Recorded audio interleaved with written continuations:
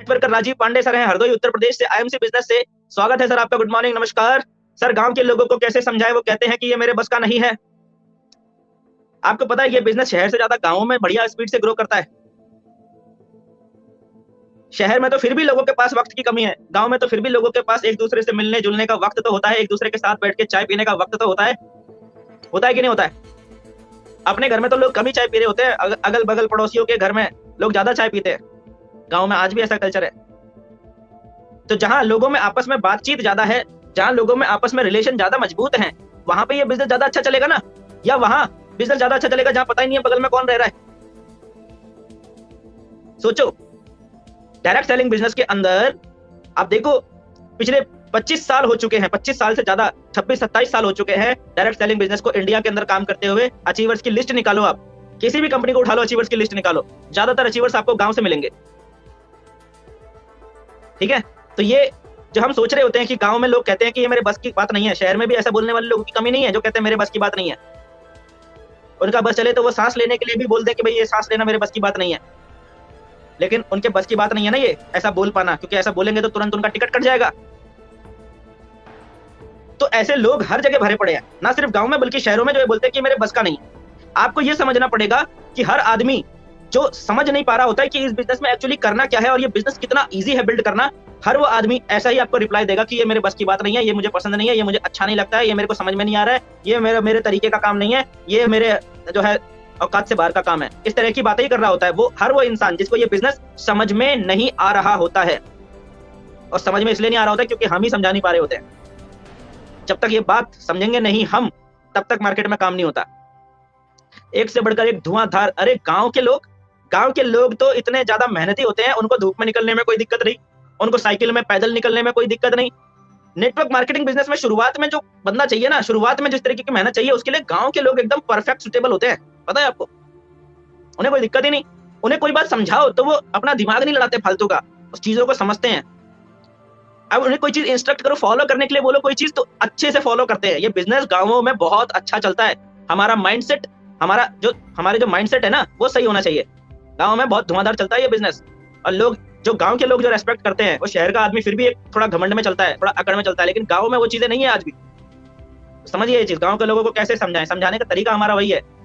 गांव के लोगों को अगर आप कोई बाहर का व्यक्ति लगेंगे, आप उनसे कनेक्टेड नहीं हो पाएंगे, तो फिर वो आपको थोड़ा सा रिजेक्शन करेंगे। लेकिन आप अगर उनके साथ में थोड़ा सा अच्छा रिलेशन बनाएंगे और वो आपको अपना समझेंगे, तो ज्यादा दिमाग नहीं लगाते गांव के लोग, फटाफट से काम होता है। ये सब कुछ हमारे माइंडसेट की बात है सर, है ना? हमारा माइंडसेट सही होना चाहिए। और आप आईएमसी बिजनेस के अंदर काम कर रहे हो, पलट के जरा देखो तो सही आईएमसी बिजनेस के अंदर, आईएमसी के जरा ऑफिसेज में जाकर देखो, जहां भी उनके ऑफिसेज हैं, बड़े ऑफिसेज हैं रीजनल लेवल के, वहां जाकर देखो जरा। देखो क्या वहां पर जितने भी अचीवर्स हैं वो सब शहर से निकले हैं क्या? 20% शहर वाले होंगे, 80% गांव वाले होंगे। जाकर देख लेना, जाकर आप। फिर हम समझते हैं कि यार गांव के लोगों को कैसे करें। घबराने की जरूरत नहीं है। अपने 5 किलोमीटर के रेडियस में आपको इस बिजनेस में सक्सेस होना है। आप ये समझ लीजिए कि आपका जो 5 किलोमीटर का रेडियस है वो आपका कोर वर्किंग एरिया है, और आपका शुरुआती नेटवर्क 10 किलोमीटर के रेडियस से बाहर नहीं जाना चाहिए। अदरवाइज आपको लोगों को समझाने में, इकट्ठा करने में, काम करने में दिक्कत होगी। तो आप नाप लो, मैं जहां रहता हूं वहां से 10 kilometre left, 10 kilometre right, 10 kilometre north, 10 kilometre south, ऐसा एक सर्किल बना लो। एरियाज मैप में नाप लो कि भाई ये गांव, ये क्षेत्र मेरे 10 किलोमीटर के रेडियस में आते हैं। इस 10 किलोमीटर के रेडियस में एक भी इंसान नहीं छूटना चाहिए जिसको ये ना पता हो कि राजीव पांडे जी आईएमसी बिजनेस करते हैं। जिस दिन आपने ये कसम खा ली कि इस 10 किलोमीटर के रेडियस में एक भी इंसान ऐसा नहीं छूटेगा जिसको ये ना पता हो कि राजीव पांडे जी आईएमसी बिजनेस करते हैं, जिस दिन आपने ये कसम खा ली ना सर, तो गांव हो या शहर, आप हर जगह झंडा गाड़ देंगे। ये बात तय है। समझ रहे हैं? ये कसम खानी जरूरी होती है। कैसे समझाएं? वैसे ही समझाएं जैसे आपके अपलाइन ने आपको समझाया। आपकी समझ में आया ना? हमें कुछ अलग नहीं करना है, वही तरीका, वही पैटर्न, वही सिस्टम अपनाना है, कुछ भी अलग नहीं करना है सर। ठीक है? लोग कुछ मिलेंगे जो बोलेंगे मेरे बस की बात नहीं है। आप उनसे पूछो ना, सर आपको क्या लग रहा है, क्या आपके बस की बात नहीं है? ये बिजनेस पता किसके बस की बात नहीं होता एक्चुअल में? ध्यान से सुनना सभी लीडर्स, कि एक्चुअल में ये बिजनेस किसके बस की बात नहीं होता? जिस इंसान की सोशल इमेज खराब होती है, अपराधियों वाली होती है, उसके बस का बात नहीं होता ये बिजनेस। जिस इंसान की सोशल इमेज इतनी ज्यादा खत्म है कि सड़क पे चलने वाला एक कुत्ता भी उस पर भरोसा करने के लिए तैयार नहीं है, उस आदमी के बस की बात नहीं होता ये बिजनेस। तो जब कोई आदमी बोल रहा है कि ये मेरे बस की बात नहीं है, तो एक्चुअल में वो आपको सच नहीं झूठ बोल रहा है कि मेरे बस की बात नहीं, क्योंकि इतनी खराब इमेज किसी की एक्चुअल में होती नहीं। ये तो उन्हीं लोगों की होती है जो जेल में सजा काट रहे हैं, ठीक है, इतनी होती नहीं किसी की खराब। यानी कि बिजनेस है सबके बस का, बस उसको दिमाग की बत्ती नहीं जली अभी, उसको जो पॉइंट सही क्लिक होना चाहिए वो क्लिक नहीं हुआ अभी, और उसमें उसकी गलती नहीं है, उसमें गलती हमारी होती है कि हम ही समझा नहीं पा रहे होते सामने वाले को। तो ये बात स्वीकार करना जरूरी है सर, ठीक है। तो इस बात को स्वीकार करो, अपलायंस के पैटर्न को डुप्लीकेट करो, वो किस तरीके से काम कर रहे हैं उनके पैटर्न को, उनके सिस्टम को डुप्लीकेट करो, अपने आप को उन पर कभी भी डिपेंडेंट मत करो, और एक कसम खा लो कि 10 किलोमीटर के रेडियस में आने वाले 2 से 3 साल में एक आदमी नहीं बचेगा जिसको ये नहीं पता होगा कि राजीव पांडे जी आईएमसी बिजनेस करते हैं। एक कसम खा लो बस, फिर देखो। फिर आज मैं आपको बोल रहा हूँ, ये चीज आप नोट कर लो कि दिनेश जोशी सर ने ऐसा बोला था, अगर आप ये काम करते हो तो मैं दिनेश जोशी आपको गारंटी देता हूँ, आप आईएमसी बिजनेस के अंदर इतनी फास्ट स्पीड से, रॉकेट की स्पीड से ग्रो करोगे, सक्सेस होगे कि आज शायद आपने कल्पना भी नहीं करी होगी, लेकिन ये चीजें आपको फॉलो करनी पड़ेगी, ठीक है। चलिए आगे चलते हैं इसके अंदर में। सर एटॉमी इंडिया कंपनी से जय जगन्नाथ सर, कटक ओडिशा से है, स्वागत है सर आपका, गुड मॉर्निंग, नमस्कार। सर ने लिखा हुआ है सर, एक शॉपकीपर को कैसे समझाएं। सर इस क्वेश्चन पे तो कल भी बात हुई था ना, कि जो बोलता है कि 12 से 15 हजार ठीक है, मेरा काम चल जाता है 12 से 15 हजार में, उसको कैसे हैंडल करें, इस पे तो कल भी बात हुई थी, तो कल वो वाला सेशन आप देखना, ठीक है। दूसरी बात, एक शॉपकीपर को कैसे समझाएं। सर इसमें समझाने वाली बात तो कुछ है ही नहीं, हमें शॉपकीपर को कोई बहुत अलग तरीके से हैंडल थोड़ी करना है। शॉपकीपर क्या है, बेसिक जो क्वाड्रेंट है, कैश फ्लो क्वाड्रेंट क्या कहता है कि शॉपकीपर कौन सी कैटेगरी में आता है, सेल्फ एम्प्लॉयड की कैटेगरी में आता है ना एक शॉपकीपर। सेल्फ एम्प्लॉयड माने वो व्यक्ति अपने काम का मालिक है, इसका मतलब यह है कि उसकी इन्वॉल्वमेंट के बिना उसका काम नहीं चलने वाला। शॉपकीपर का क्या है, शॉपकीपर की खुद की इन्वॉल्वमेंट के बिना उसका काम नहीं चलने वाला। मानते हैं कि वो कमा रहा होगा 1,00,000-1.5 लाख रुपए महीना, मानते हैं इस बात को, कोई दिक्कत नहीं है, लेकिन उसकी इन्वॉल्वमेंट तो जरूरी है ना, उसकी इन्वॉल्वमेंट के बिना वो काम चलने वाला है क्या, नहीं चलने वाला है। तो वो अपने काम का मालिक है, वो उसने काम के अंदर कोई ऐसा सिस्टम नहीं है उसके काम में जिससे कि उसके काम करने के बिना भी वो सिस्टम चलता रहे। वो एक सेल्फ एम्प्लॉयड है, उसने खुद को रोजगार दिया है। पहला व्यक्ति एम्प्लॉयड जो अपना समय बेचकर पैसा कमा रहा है, और दूसरा व्यक्ति सेल्फ एम्प्लॉयड जो अपना समय खुद के लिए इस्तेमाल करके पैसा कमा रहा है, और तीसरा व्यक्ति है बिजनेसमैन जो दूसरों का समय खरीद कर तब पैसा कमा रहा है। तो हम जब भी किसी शॉपकीपर को अप्रोच कर रहे हैं तो हम एक्चुअल में उससे क्या बोल रहे हैं, हम एक्चुअल में उस व्यक्ति को ये बोल रहे हैं कि भाई साहब अभी आप जो पैसा कमा रहे हो ना, आप अपने समय का इस्तेमाल खुद करके आप पैसा कमा रहे हो, और हम जो आपको बताने जा रहे हैं, हम आपको ये बताने जा रहे हैं कि आप दूसरों के समय का इस्तेमाल करके कैसे पैसा कमाया जाता है और जिंदगी में आजाद कैसे हुआ जाता है। ये जो 10x10 की जेल में आप बैठे हुए हो, इससे बाहर कैसे निकला जाता है, वो तरीका आपको बता रहे हैं। शॉप क्या है, एक जेल ही तो है, सुबह से शाम तक बैठे रहो उसमें। वो एक चुटकुला सुना है आपने, एक चुटकुला सुनाता हूं आपको, बहुत प्यारा सा चुटकुला है। एक बार एक सेठ जी थे, बड़े बीमार हो गए। उन्होंने अपनी मेहनत से बहुत बड़ा जो है अपनी एक दुकान उन्होंने खोली। पहले छोटी सी दुकान थी, इतनी सी दुकान थी, छोटी सी टपरी टाइप की समझ लो। करते करते उन्होंने अपने जीवन के 40-50 साल में उस दुकान को जो है इतना बड़ा कर लिया, ठीक है। अब जब अंत समय आया सेठ जी का, सेठ जी जो डेथ बेड होता है ना, मृत्यु शैया पर लेटे हुए थे, आखिरी वक्त था, कभी भी कुछ भी हो सकता था, तो पूरे फैमिली वाले इकट्ठा थे वहां पर। सेठ जी ने बड़ी धीरे से अपनी आंख खोली, बड़े धीरे से पूछा, अरे राम कहाँ है।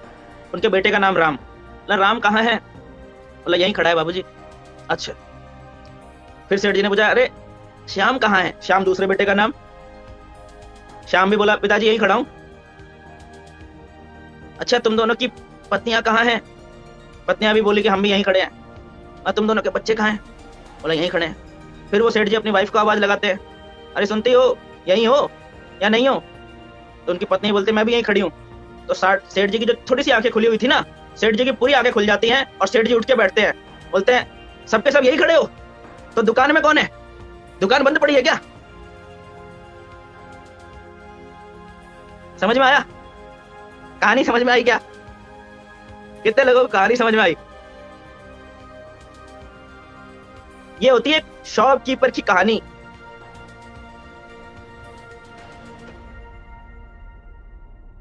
समझ में आई क्या, फटाफट से कमेंट करके बताइए। आप पूछ रहे हैं शॉपकीपर को कैसे समझाएं। शॉपकीपर को समझाना तो बड़ा आसान है। देखो बिजनेस की समझ तो उसको है, शॉपकीपर को समझाना कंपैरेटिवली एक जॉब क्लास पर्सन को समझाना आसान है, क्योंकि एक शॉपकीपर को पता है बिजनेस से कितना पैसा कमाया जा सकता है, उसको पता है। बिजनेस में थोड़े बहुत अप डाउन भी चलते हैं, ये भी उसको पता है, तो उसको अप डाउन झेलने की आदत भी है। एक चीज जो उसको नहीं पता, वो ये उसको ये नहीं पता कि मैं अभी तक जो अपने आप को मैं बिजनेस समझ रहा हूं, जो मैं अपने आप को बिजनेसमैन समझ रहा हूं, ये बिजनेस नहीं है बल्कि मैं सेल्फ एम्प्लॉयड हूं, ये नहीं पता उस शॉपकीपर को, ये बताना है आपने। डीआर सोनी सर को समझ में नहीं आया इस कहानी का मतलब क्या है। देखिए सर, इस कहानी का मतलब यह है कि जो शॉपकीपर है वो अपनी मृत्यु शैया पर, लास्ट स्टेज पर, मरने की स्टेज पर खड़ा है, लेकिन फिर भी उसको अपने, उसके दिमाग में अपनी दुकान घूम रही है कि मेरे को दुकान की चिंता उसको अभी तक है। लास्ट स्टेज पर है वो, कभी भी कुछ भी हो सकता है, लेकिन वहां पर भी उसको अपनी दुकान की परवाह है, अपनी दुकान की चिंता से वो कभी बाहर नहीं निकल पाता। ये कहने का सेंस है। वो लास्ट स्टेज पर बैठा है वहां पर, फिर भी चाहता है कि वो दुकान बंद ना हो, एक दिन के लिए भी वो दुकान बंद ना हो, क्योंकि उसने इतने साल अपनी पूरी जिंदगी लगा के वो दुकान बनाई है ना। तो होता यही है शॉपकीपर्स के साथ में, कोई भी दुकानदार है उनके साथ में होता यही है, जिस दिन दुकान खोली उस दिन पैसा आएगा, जिस दिन दुकान नहीं खोली उस दिन पैसा आएगा क्या? उस दिन पैसा नहीं आएगा। अब समझ में आया क्या?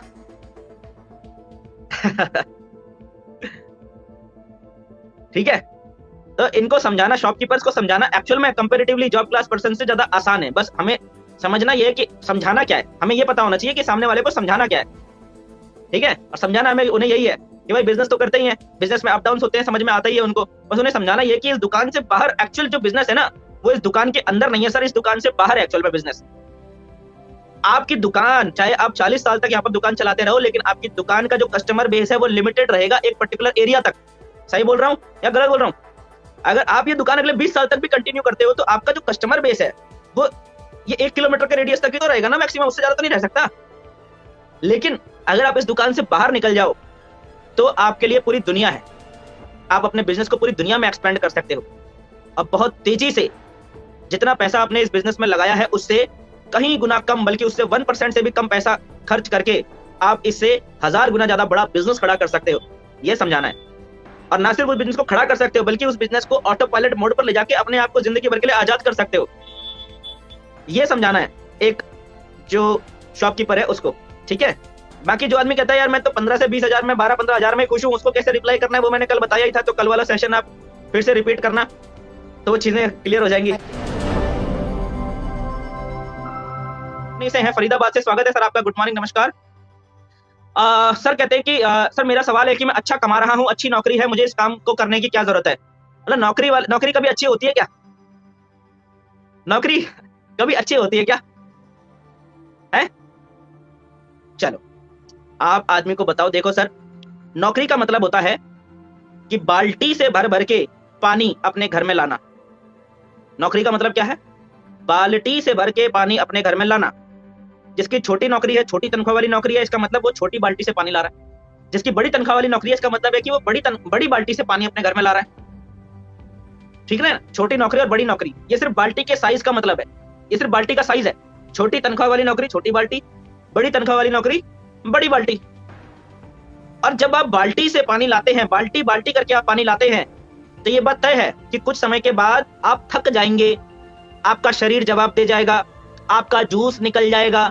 और जब आपका शरीर जवाब दे जाएगा तो फिर आप वो बाल्टी से पानी लाने में सक्षम नहीं रहेंगे। और जिस दिन आप बाल्टी से पानी लाने में सक्षम नहीं रहेंगे, उस दिन आपके घर में पानी का सप्लाई बंद हो जाएगा। और उस दिन तक आपको अपने बच्चे को इतना बड़ा कर लेना होगा कि वो बाल्टी के उठाने लायक बन जाए।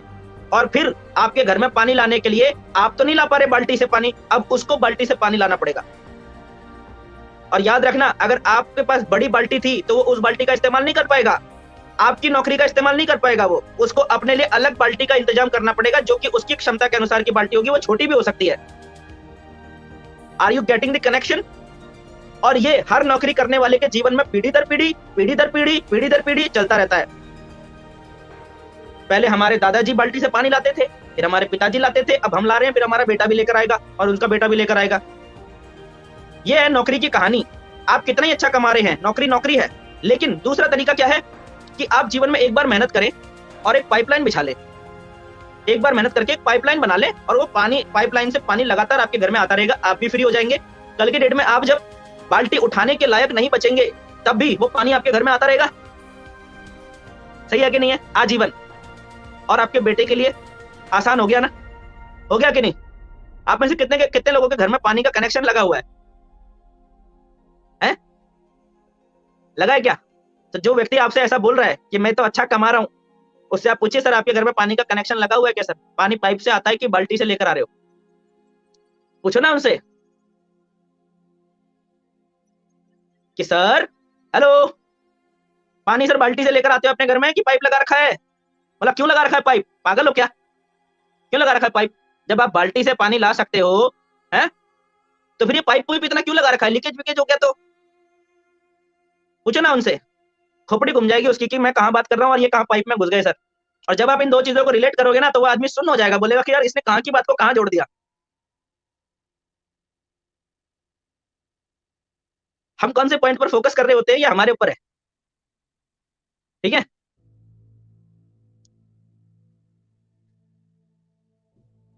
New associates orientation training programme 4.5 घंटे का ट्रेनिंग प्रोग्राम का कंप्लीट वीडियो यूट्यूब के ऊपर पब्लिक मोड पे अवेलेबल है सबके लिए, ठीक है।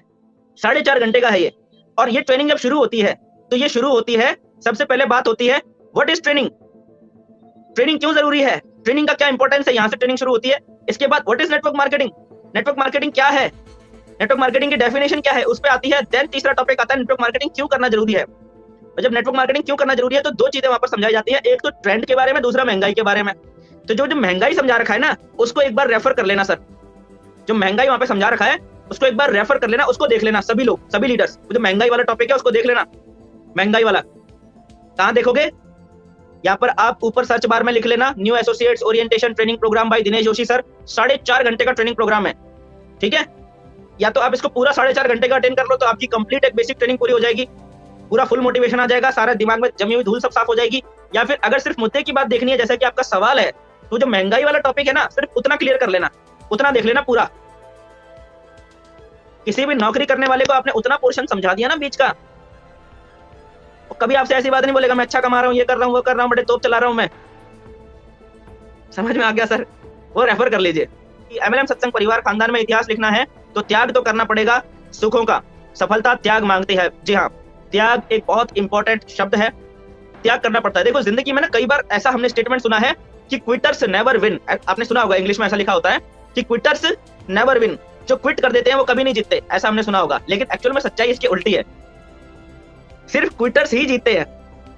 यानी कि जीवन में जीतते सिर्फ वो हैं जिन्होंने बहुत कुछ क्विट किया है, बहुत कुछ छोड़ा है, जानबूझकर त्याग किया है उन्होंने उस चीज का, जानबूझकर, क्योंकि वो चीज कहीं ना कहीं उनके सफलता के रास्ते में आड़े आ रही थी, तो उन्होंने उस चीज का त्याग किया, क्विट किया है। तो क्विटर्स ऑलवेज विन, ये है एक्चुअल में जीवन की सच्चाई। तो जीवन में सफल होने के लिए बहुत कुछ क्विट करना पड़ता है, बहुत कुछ त्यागना पड़ता है। और ये बात बिल्कुल सही है सर कि सफलता त्याग मांगती है। खानदान में अगर इतिहास लिखना है तो त्याग तो करना ही पड़ेगा। So thank you very much sir, इसी तरीके से अच्छे अच्छे कमेंट्स यहाँ पर लिखते रहिए। और